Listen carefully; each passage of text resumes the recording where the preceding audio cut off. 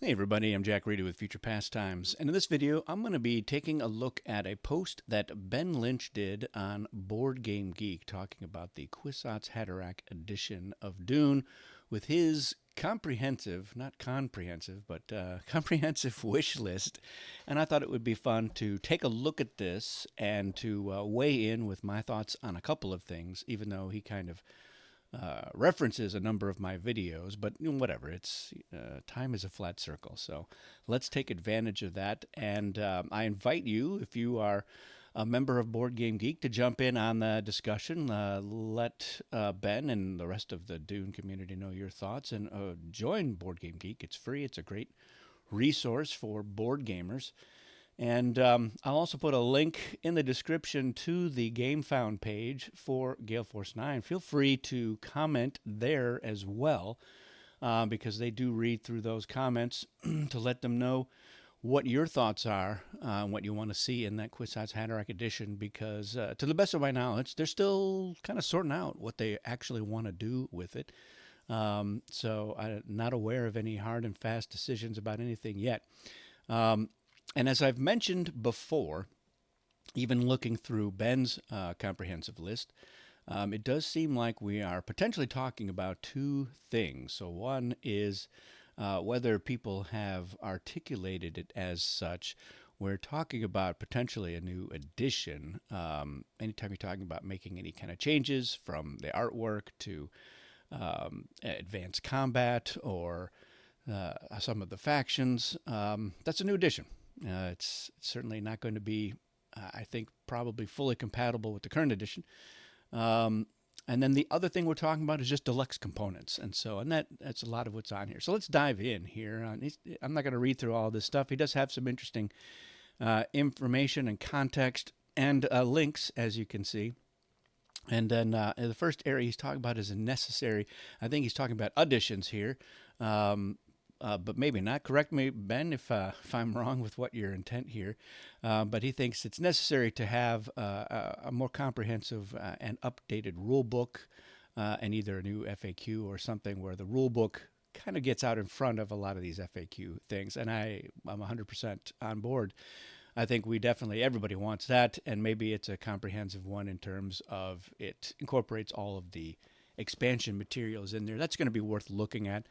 There's some people that they just like the base game factions. They don't really want any of the other variants or other factions, but I think that's a pretty small percentage of the overall Dune community. I think a lot of players do like some of those other modules. So I think we would push for a comprehensive rulebook.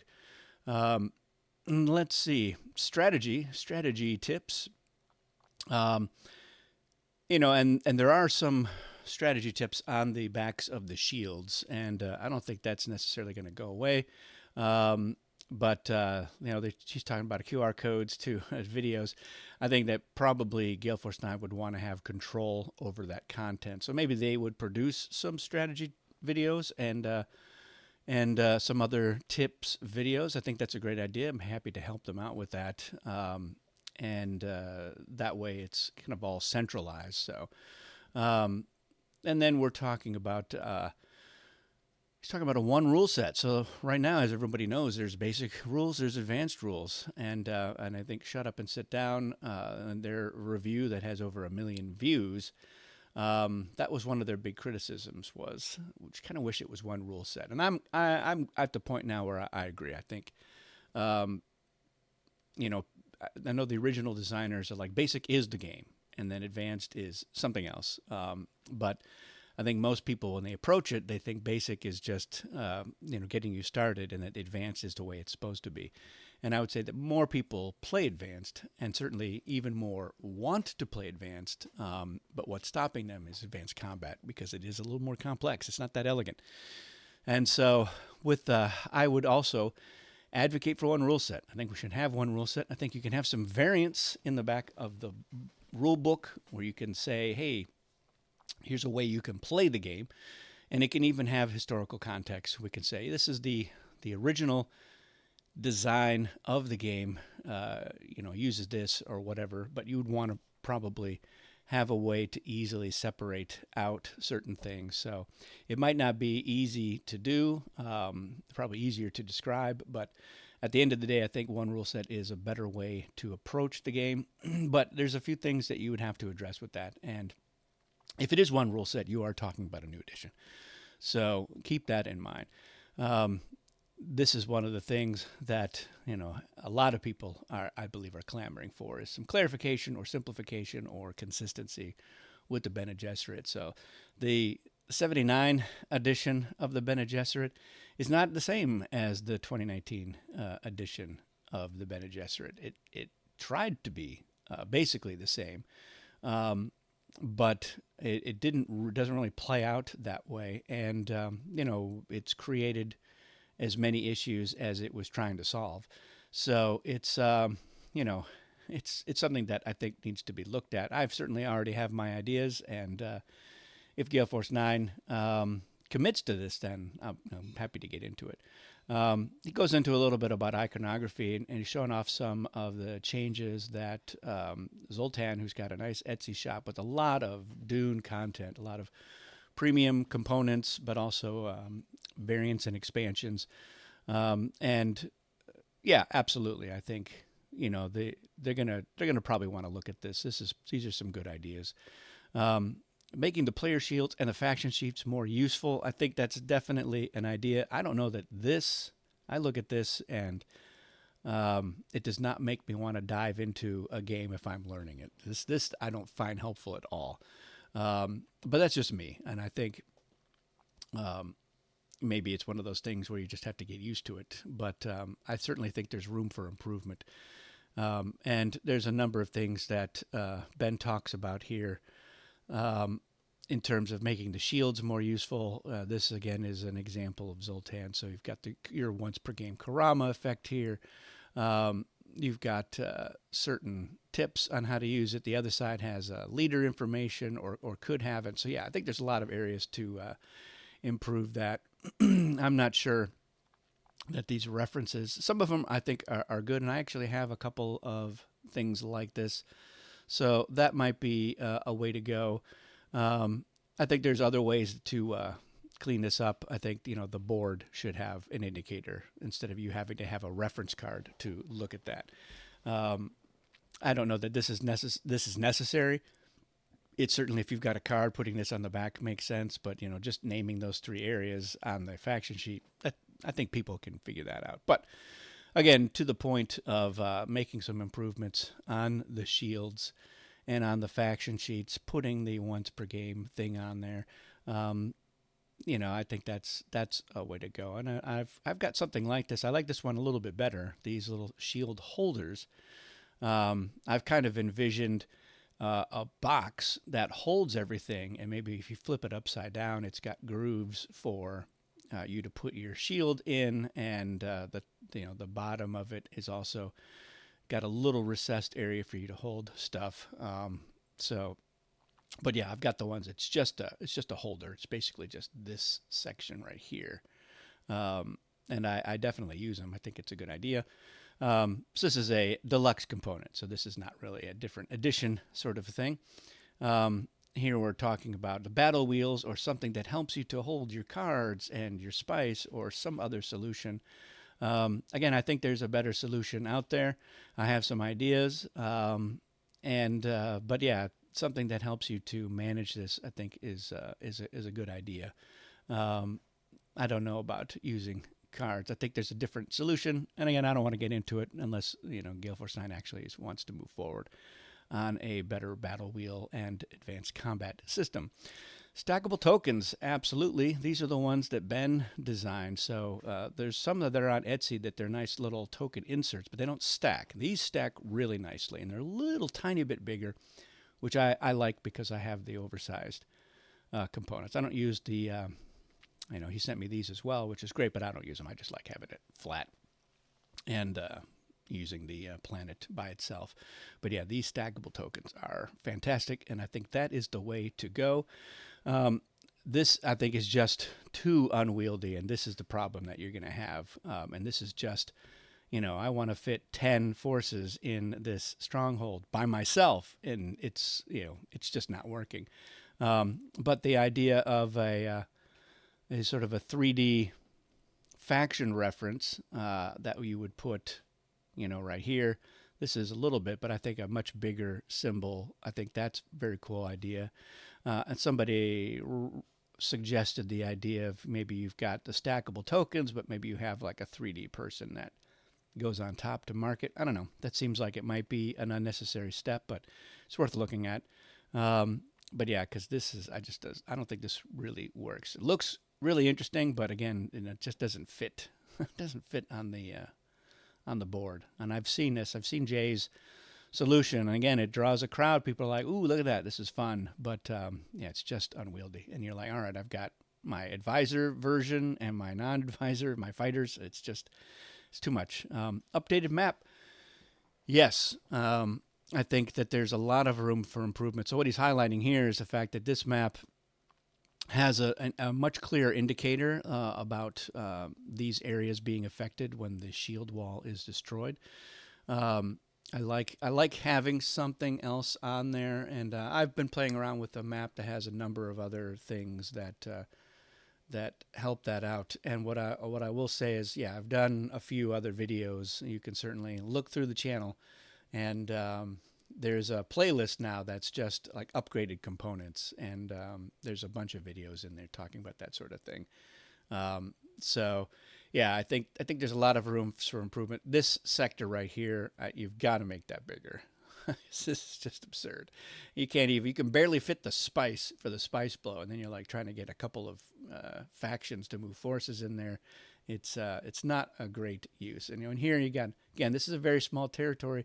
This space right here, nobody ever goes there. There's no reason to make Bite of the Cliff this big. You could make this border here for rock outcropping, move all the way down to here, and then you've got twice the space to fit in there. So yeah, it's stuff like that. I think we definitely want to do that. This is like a big playmat. Now on the game found that they did for Adventures of Conan, they had a like a really big playmat of just a map, and then they had a really like an absurdly large playmat that covers your table, but it has spots for you to put everything, all of your decks, all of your tokens, and this is kind of thinking along those lines, and I like this. I've got several mats that I use. So I have one that's just a treachery card mat, and I have one that's just spice blows and just Nexus. What we have here is like this. You need a discard pile for your Nexus, because you play those cards, they get discarded. So you would need one more space on here, and there's room for it. So you just slide that the trader deck over, so you can have a nice discard area for that. I don't necessarily think you need a stronghold card area, because it's not a deck that you're drawing from, and then he's got some of his custom expansions like the market deck. That's not a standard thing, so I don't know how much it just depends on if they were to offer the market deck as like an optional thing that you could get, then it would make sense to include that on the mat. But yeah, if they do like a really big mat or something comparable to the Conan one, I would expect it to have spaces for all of the variants and expansion ideas that are officially sanctioned by Gale Force 9. And you would have a nice, this is going to take up your whole table, ideally. That's because you want to get this as big as possible.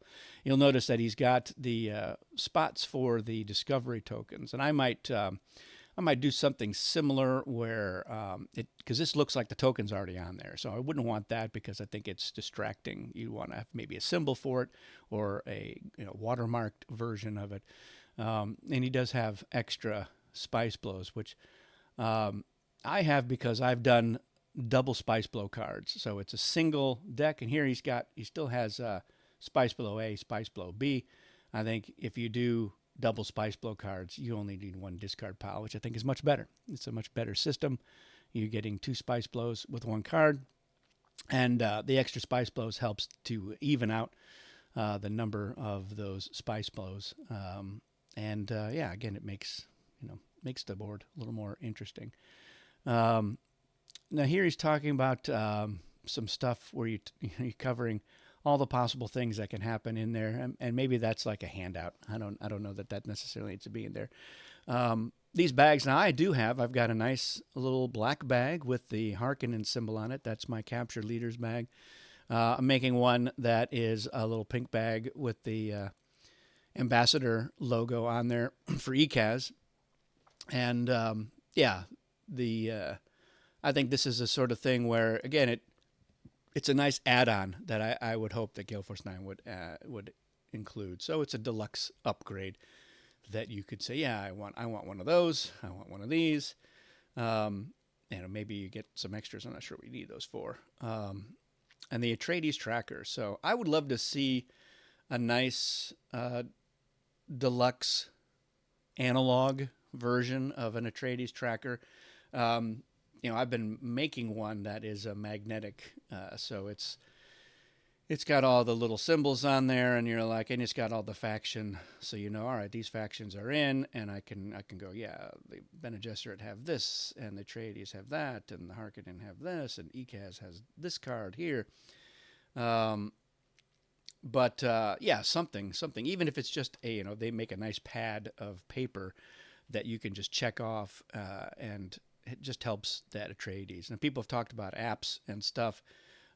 Maybe they want to do an app. There's already kind of, I think there's an Android app out there, and there's also one that's just online. It's just browser based that you can use. But now you're using machines to help you think, and I don't know. I think that's kind of goes against everything that Dune stands for. So I think an analog one would be a great idea. So the cosmetic changes, these are corrections, things like, this is supposed to be the dad, but in our current game, it's Staben, and it's supposed to be Esmar. And like one of you, he doesn't have a Bene Gesserit symbol, and there's stuff. Those are corrections. So, and not really a cosmetic change, but yeah, the fixes, we definitely have to do those. I think no matter what, this edition should do that, even if it's not a new edition. And he's hoping for Spice Harvest and the duel. They did announce that Spice Harvest is going to be part of it, and so that's a done deal. The duel, well, it's not going to be this, I can tell you that, but something. But yeah, the Spice Harvest has been reimagined and redesigned, and now includes all the factions, and it's so much better, and it's so much more interesting, and I can't really go into much more about it, but yeah, that's already there. This, however, is not something that's really on our radar, but I do like the idea, and I would hope that Gale Force 9 would say, yeah, let's throw this in there again as an add-on. But we would want to play around with, are you just going to get these? I think they do need to have some rules that are associated with it. Now, the ones that came in the duel were okay, but a little bit devastating. So I think we revisit that, but that's not something that will take months and months to figure out. So if they say, yeah, we want to do this again as an add-on, or a stretch goal or something like that, then yeah, I think enough people want this that it would be fun to have. But and there's a few takes that are out there, and there's some interesting ideas. So I think that could be figured out relatively easy. And this is the one. You can get this from Zoltan's Etsy shop as well. What else? So more factions. I mean, I love more factions. You know me. I'm from the old Cosmic Encounter school of board gaming, where expansions are where it's at. And, in the Fantasy Flight edition, we've over 200 aliens, and there could be more if Fantasy Flight wanted them. And so I think there's definitely room for some more in here. I think a Lance Ride faction makes sense. I'm all for that sort of a thing. And Ben's got some crazy ideas in here. But at this hour, I think you'll see. A smuggler faction. I do like the idea of a smuggler faction. The trick with that, though, is that all of the smugglers are already in the guild faction, and so I don't like the idea of having duplicates there. So I think if you want to have a proper smuggler faction, it means you kind of need to have a new guild faction, and really all you need to have is just new leaders. And when the game was designed in the 70s, the 1970s.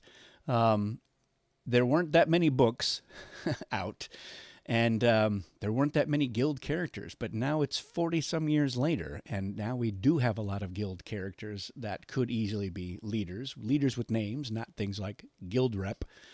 So yeah, I think that would be easy to do, to sort of say, yeah, we're adding in some guild leaders, and we're using all of those smugglers, and even some additional ones who have come out in various books, to make a proper smuggler faction that does something different. So I like that. Ganaz, there's really not that much information out there about House Ganaz, and so with the expanded universe books they've gone with, there's not really much of a house anymore. It's the school.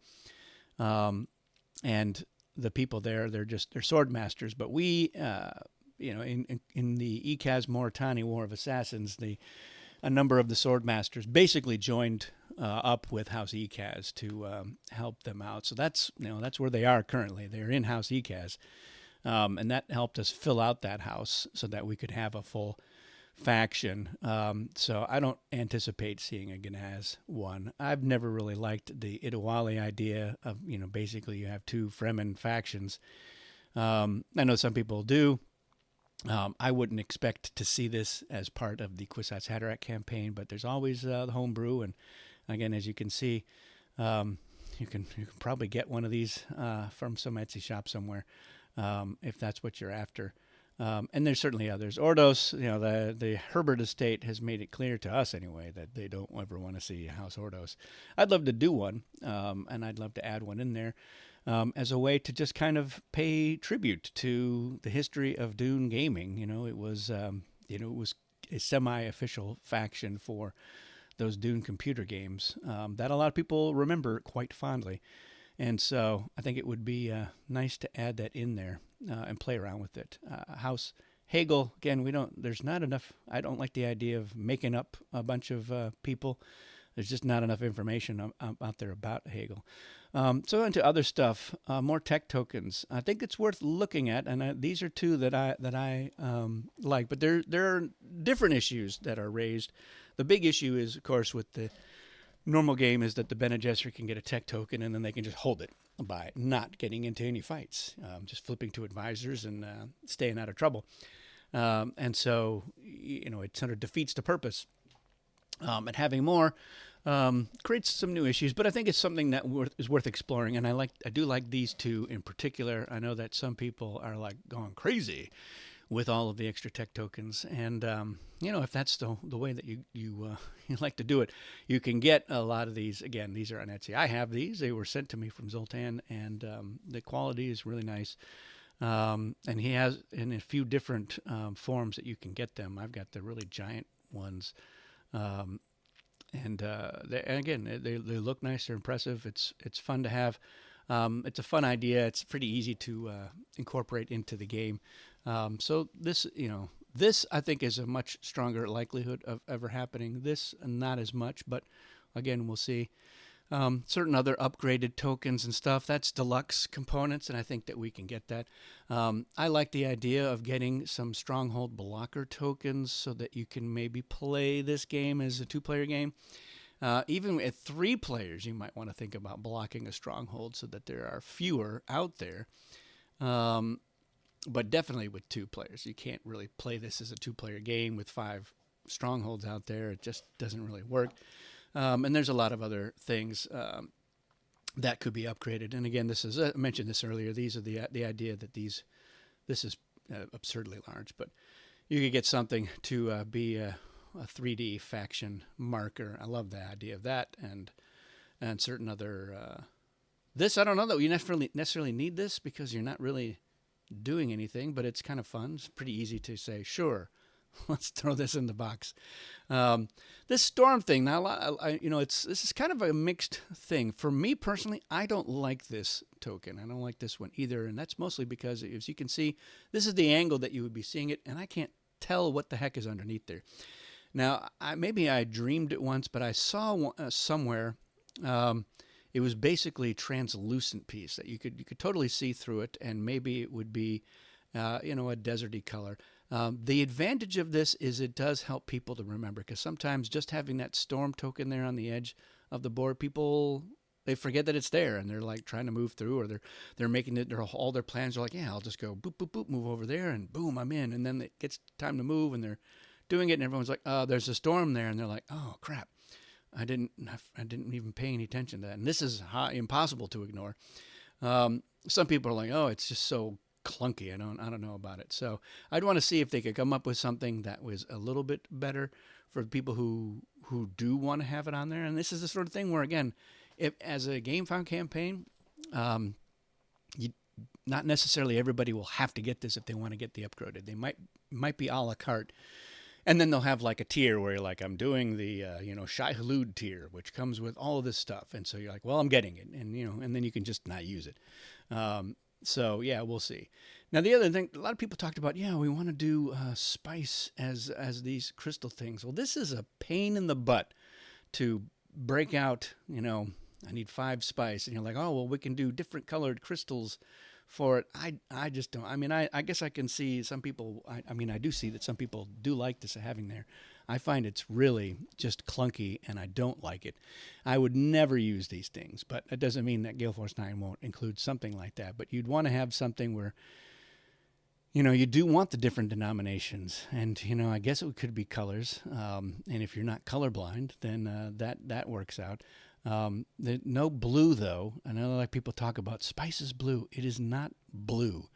I know there's one mention in God Emperor of Dune where they go into the underground bunker but it's dark, and they say it seemed to glow blue in the dim silver light. I mean, that's just an effect of the lighting. It's not spice isn't blue. And just think about, we're flying over Arrakis, and there's a big giant blue spice blow. No, that's not blue. So I don't expect to see blue tokens, but whatever. Something like this, I think, is a little more interesting. So you're like, all right, these little stackable things. It's nice to be able to stack the forces. I can tell you that. And so having stackable spice might also be a nice way to go. So this I like even better, but I might still have some numbers on there, because putting stuff like this out on the board, unless it's a really big board, I don't know that I want to take up that much real estate with this. I'd rather put out one token that has 8. I'd like to see denominations of the actual spice blows, or ones that it's easy to like with 2 tokens. So maybe we got some 4s and some 2s. So you can stack that up. Double spice blow cards I've already talked about.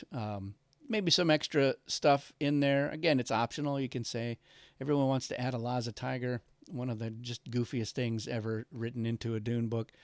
More discovery tokens, I think, absolutely. Let's get in there. Some of these in here, like some of these ideas I like, some of them I know I'm not too keen on, but I think there's opportunity for some interesting things in there.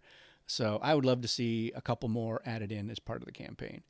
I think we're definitely going to have some official shield wall, stronghold rules, and maybe something to help, make that a nice visual part of the game.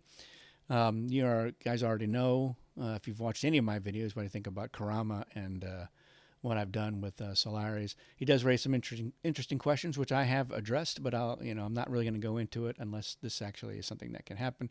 I've talked about some changes to other cards as well. Smart storage solutions. I love this idea. I'd love to see some kind of container that looks like the pain box that maybe is storing a bunch of components.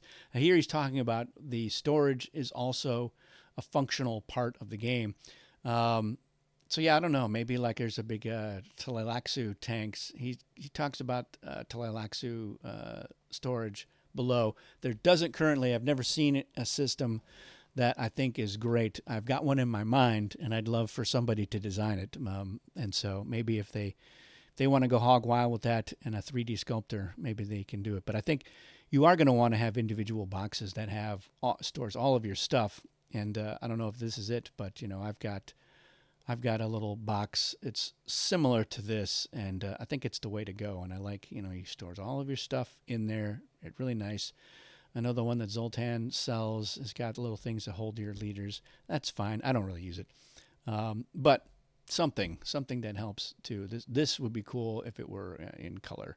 Um, but yeah, I like the idea of something that is functional and easy for cleanup and setup as well. And we've talked about those. Um, Official 7-player rules set. Yeah, I think so. And we'll probably cook up with something.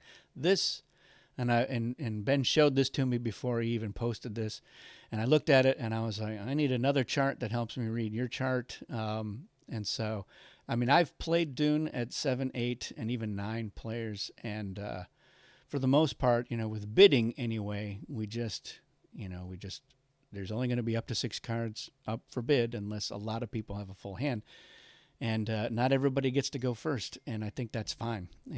I've never felt in most games that I was like, oh, I could have won that game if I had been able to open a bid on one of those cards that I didn't know what it was. I know there's a little bit of impact, but it's really not that much. This, I don't know. I mean, this is the sort of thing that I don't think at Gale Force 9 is high on their list of priorities, where like we have to be able to accommodate up to 12 players or whatever, and we want to add another board. I think this is going to be a lot of work, or as we might describe it, much squeeze, but not much juice. So I don't think they're ever going to go for this sort of a thing. And I mentioned this, we want to block out some at lower player counts. He talks about Storm Die. Let's keep that in Dune Conquest, which I know is is reaching its end of shelf life, but it's just going to be a collector's thing for those who can find it at one point. I do like a sand timer, and I'd love it if it looked like a sandworm, or had a sandworm wrapped around it, because I think that would be a really nice thing to add in there. Yeah, and I definitely, if we're going to do new art, let's revisit the looks of some of these characters. So I think he makes a good point there. 3D board, I think we're talking about a giant deluxe edition. This has got to be on the menu somehow.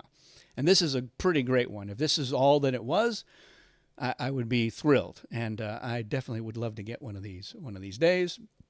And I've talked to the designer of this about some of the stuff. They watched my video where I said I would have done this and that, and they loved some of the ideas, and if they'll do another version of this at some point, and maybe incorporate some of those things. But this is fantastic starting place. And again, like I said, if this was all that it was, this would be more than enough. And yeah, so there's a whole video on this you can check out where I go into a little more detail. I have this. I'd love to have a bigger one, because I've got the giant oversized playmat, so I like the bank that holds up. I might even revisit this. I don't know how much we really use the 10s. I'd love to get a 3 in there. 1, 2, 3, and 5. Maybe that would be a good one to go. Here we go. We're talking about the tanks, so. Like this, I don't like. There's just a loose pile of them on top of my leaders. But I would love to see, I would love to see tanks that you put the forces in. You just slide them into the tanks, and it's got an opening on one side so that you can see, and then you can easily nudge out the ones that you want. So yeah, maybe it's like a 3/4 thing. So it's like this, but it's this size. That I think would be fun, and maybe it's maybe this is part of how it's stored, and you just pulled that part out, and you're like, there's my Tleilaxu tank for my forces. Something like that would be cool. Fool. I was going to say fun and cool, and I came up with fool. So maybe that's the origin of that word. So these are optional things, the objectives and the betrayal cards. I think this is a fun idea. I've got a lot of ideas about how I would hopefully improve them, some of which I talked about in my review of the videos, and maybe another version of these will happen. It's the sort of thing where, again, this would make an interesting stretch goal or an unlock, and there's a lot of people who like this sort of thing, so I think it's an easy thing to do. More treachery cards. Well, we'll see. to bloat the deck, and so I took care with the Rich S thing. Those cards don't start in the deck, and I think that was important. And we only added 3 more in expansion 3, and that was just to get up to 50. Certainly, if we split up Karama into Solaris, you're potentially going to go over 50. But a lot of people love these treachery cards. So again, I like the idea of having some additional ones that you can say, yeah, we're going to add these. We don't want chemistry in weirding way. We're going to take those out. We're going to put these in instead. I think that's fine. I think it'd be nice to have in there. He talks a lot about thematic inclusions. I'm not going to go into that too much here. I think part of it is just, if it's a new edition, there's going to be some potential from changes. The idea of the Emperor can give Sardaukar to the ally, that's worth looking at, I think. I wouldn't want to do a lot of rework. So even if it is a new edition, some minor fixes. Certainly if we do anything with the battle, the Fremen will need a couple of tweaks. Again, I have ideas for that. There was a recent article here on Board Game Geek from Banana Smasher with the fix. Again, there's some fun ideas. There's some stuff that if we revisit all of the factions, I think there's a couple of minor tweaks that would happen on a number of them. Dune Messiah. Well, this is a whole different kettle of fish, but a legacy variant of Dune has been on my radar. It probably won't surprise anyone to hear that I've been designing one on my own. It has nothing to do with Gale Force 9. I don't know if they will ever go for it, but I think it's a fantastic idea. I think Dune is just the right vehicle for something like this. I think this would be an epic way to approach Dune, and it would let us break out of that cycle that we've been in for 40 years where the original designers didn't want to add in characters or factions from the far future. They didn't want an Honored Matres faction to be playing in the same game as, the normal Fremen faction or the Atreides faction because they didn't really, they didn't exist in the same way. But if you're talking about a legacy storyline, you're talking about, moving through time and moving through the ages. And so I think that is definitely... don't expect to ever see Shrek anywhere. And I don't know about some of this other stuff. I think it's best avoided. But other people have been weighing in, and so I invite you to do the same. Jump into the discussion and share your thoughts both here. You can share the comments, of course, here on my YouTube. And then, like I said, join that Game Found. And you can join it just to as an observer. You're following the Game Found. You're not committed to anything. But it does let you post comments, and it's good to get your thoughts on the record. And you'll get, you probably will get updates about, hey, it's going to launch now, or here's what we're doing. And of course, if you don't want to get those alerts, you can unfollow. But why are you even watching this video if you're not even considering following that Game Found? So definitely jump in there. And let me know your thoughts in the comments here. That's it for this video, everyone. Thanks for watching, and we'll see you again soon.